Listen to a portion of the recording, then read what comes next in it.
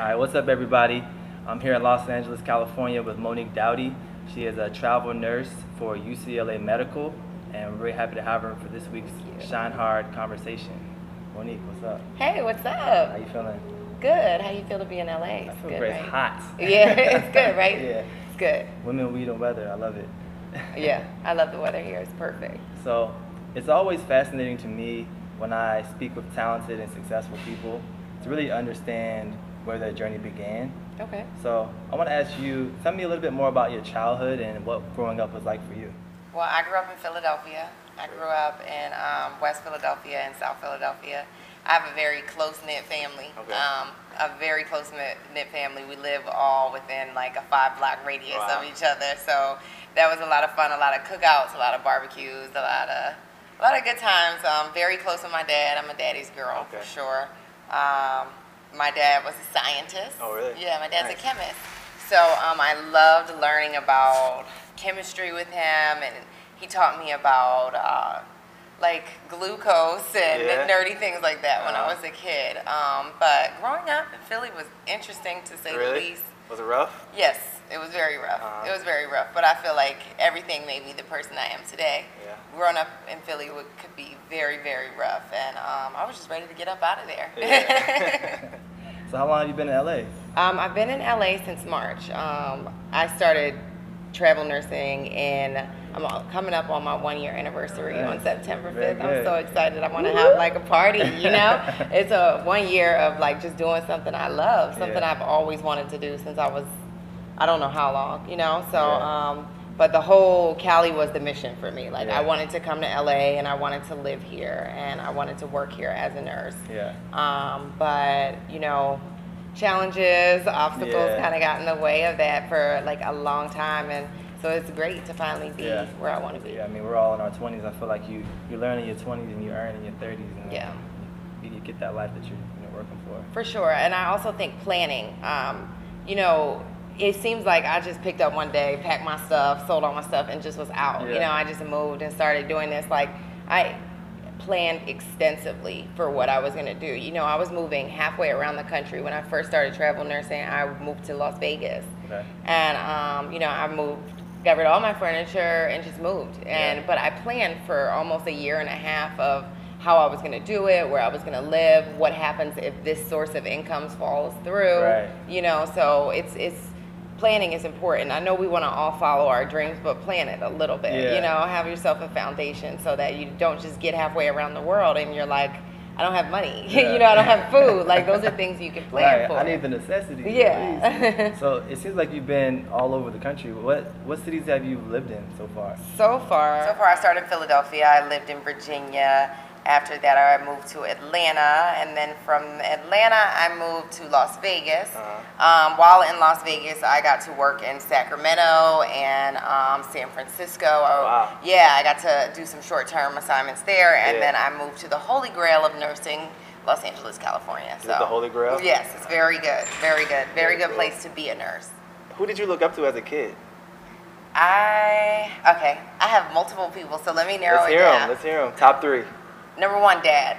Dad is cool. Daddy's girl. Dad is cool. Dad is cool. He's awesome. He is nerdy, but you know, he's that nerdy guy that has swagger. That's you. And I think that's me. I think we're the same person now that I think about it. So maybe that's why I look up to him. You know, maybe that's why. But yeah, I look up to my dad a ton. I just admire how brilliant he is, you know. And yeah, so I look up to him, and I look up to the support he's given me and the unconditional love. Then I would have to say my cousin Shelly, because she's fly. I mean, and she's cool. Like, she's real cool. We get along really good.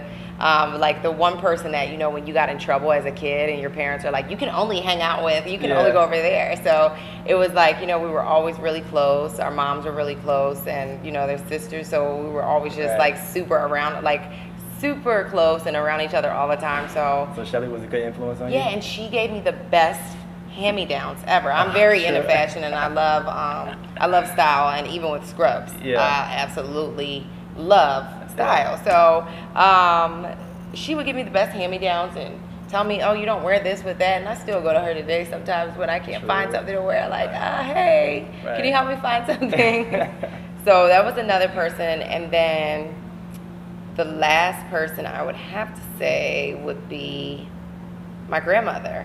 Yeah. My grandmother is very feisty, very smart, and you know, raised 6 children. She's from Philly too? Yeah, she's from Philly, and yeah. she makes the best peach cobbler. True. So those were people I looked up to. I mean, I know you guys want me to probably say like some like huge doctor or rocket science or athlete or, you know, somebody who was doing like, you know, evolutionary stuff, but it's just my family. Yeah, that's important. Yeah. I think that's big too. So tell me more about what you do at UCLA Medical and your journey as a nurse. I'm sorry, I'm trying to stay in my seat because like when I talk about it, I get so excited. Really? Yeah, I do. So right now, I am working at UCLA. I am working in their liver transplant ICU. Okay. So I'm a travel nurse, so I am expected to come in within 2 days of training and pretty much know completely what's going on in the hospital. Yeah. So right now I'm at their liver transplant ICU, which I was very prepared to be at, and it's just an amazing honor to be there. Yeah. You know, people wait for years and are listed all over the country. Yeah, it's one of the #1 hospitals in the country. Yes. Or the #1. Yeah. So right now, that's what I'm doing there. I'm working as a liver transplant nurse, so I prepare the patient before they go and get their transplant, and I see the patient after they had their transplant to make sure there's no rejection, that they're not at risk for rejection. So this is kind of a new specialty for me. I've always worked in critical care, so that kind of gave me the precursors for this, but it is a very, very tight specialty. It's something that, you know, it's very specialized, and you have to be very knowledgeable and very alert and careful. So, but I love it. Yeah. I love it. Is it pressure? It's a lot of pressure. Yeah. It's a lot of pressure, but I look at it like every day I have to try my best, and if I don't know something, I need to make sure I use my resources and talk to my other coworkers that I work with who are all very helpful.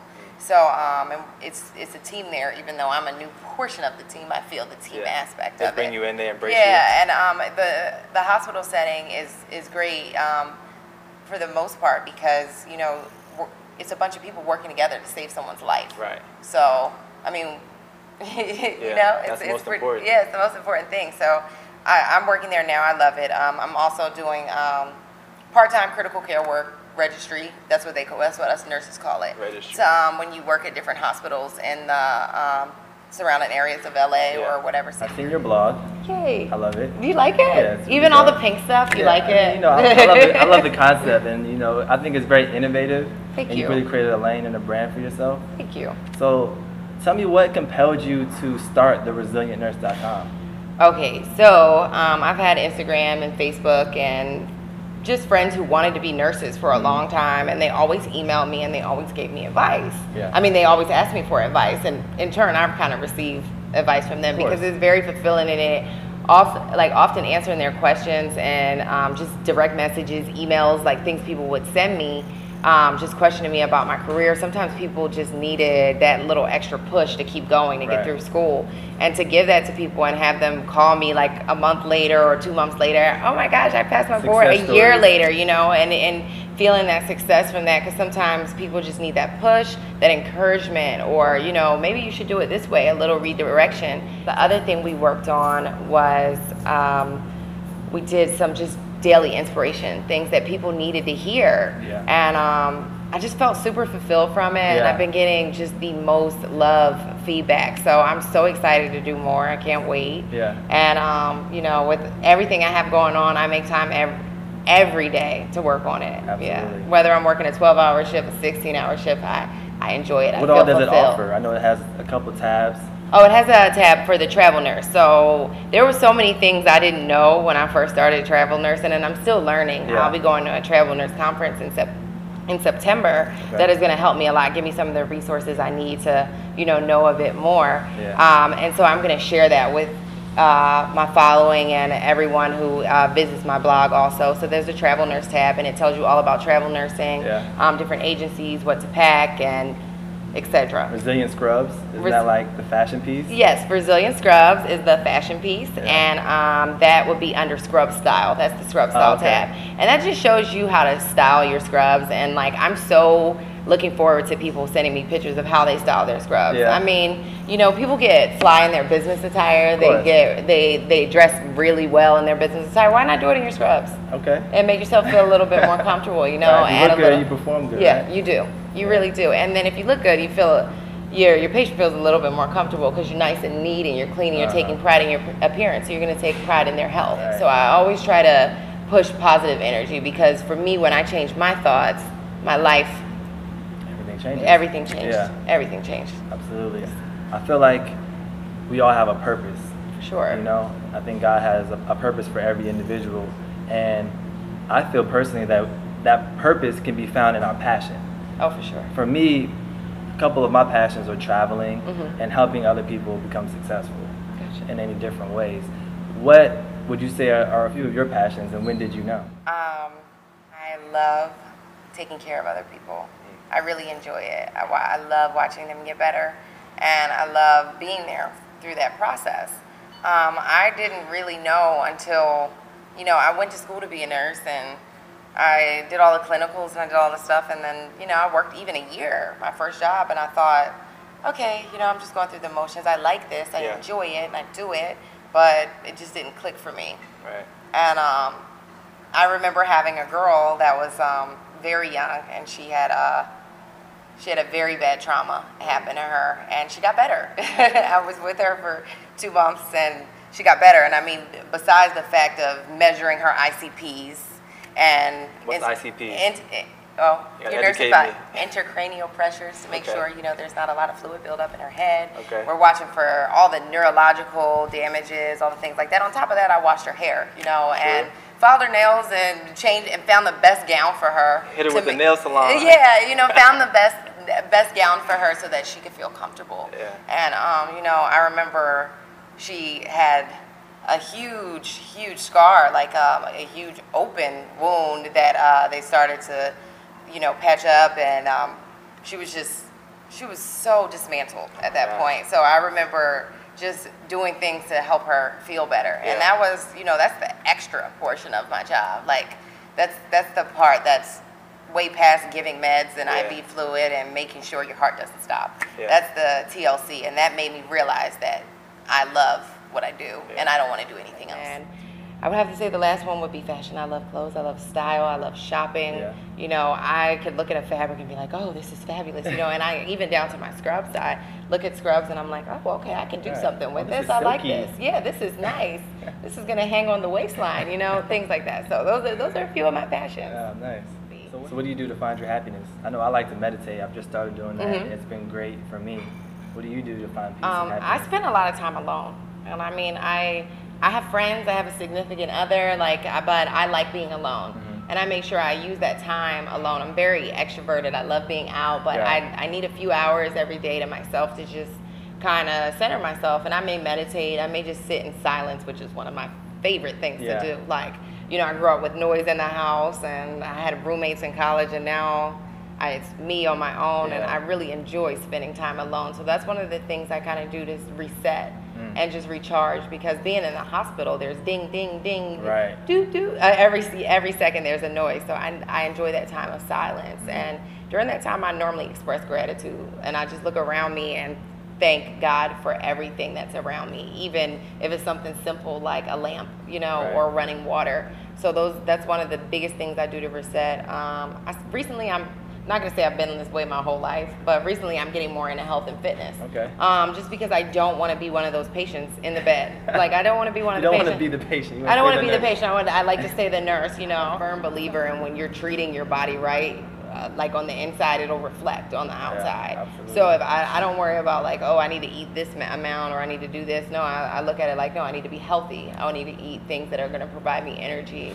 So those are things I do to kind of reset. I enjoy cooking, and I enjoy, I do. Get that from your grandmother, huh? Yeah, I do. I enjoy cooking a lot. I'm not going to say I do it a lot, but I enjoy it. How is your pecan pie? Oh, it's not as good as hers. It's not as good as hers. It's not as good as grandma's. It's not as good as grandma's. No. But yeah, those are the things I kind of do to reset. It's big for me. And then I do party a bit. I party a bit. You're in LA, you know? Yeah, I lived in Las Vegas for 6 months, and I party there. But I also believe that, you know, don't be afraid to have fun. Like, I mean, if you're young, you're old, whatever, you accomplish what you accomplish, and you're allowed to let loose and have fun. Absolutely.